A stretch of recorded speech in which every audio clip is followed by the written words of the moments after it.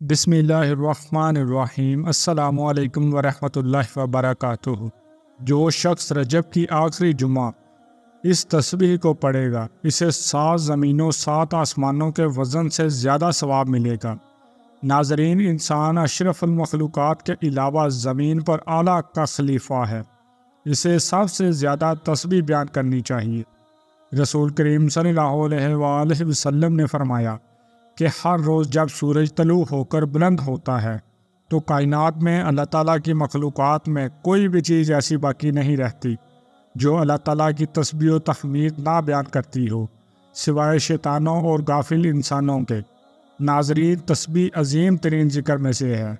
تسبیح کا ذکر قرآن مجید میں 80 سے زیادہ مرتبہ آیا ہے، اور اللہ تعالیٰ نے اپنی کتاب کی 7 سورتوں کی ابتدا ذکر سے یعنی تسبیح سے کی ہے۔ اس میں اپنی ذات کے لیے خوبصورت ناموں اور بلند صفات کو جو ہے ثابت کیا ہے، اور ان کے ساتھ اپنی تسبیح کو جوڑا ہے۔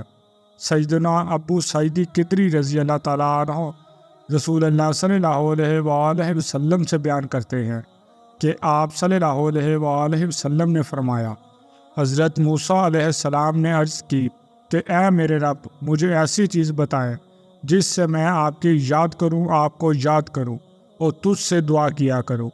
تو اللہ تعالیٰ نے فرمایا کہ اے موسیٰ، لا الہ الا اللہ پڑھا کر۔ تو جناب موسیٰ علیہ السلام نے عرض کی کہ اے میرے رب، عزت و تیرے سب بندوں پڑھتے ہیں۔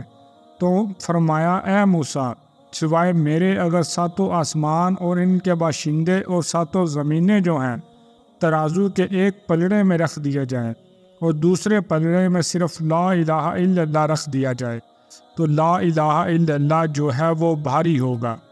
تو رجب کے آج آخری جمعہ آپ نے لا الہ الا اللہ کی ایک تسبیح لازمی پڑھنی ہے، اللہ کو خوش کرے اور زمین و آسمان میں سب سے زیادہ اللہ کے پسندیدہ بندوں میں شامل ہو جائے۔ تو آج جمعہ کے مبارک دن اس تسبیح کو جو زمین و آسمان کے وزن سے زیادہ وزنی ہے پڑھیں اور نامہ اعمال جو ہے اپنا نیکیوں سے بھر دیں۔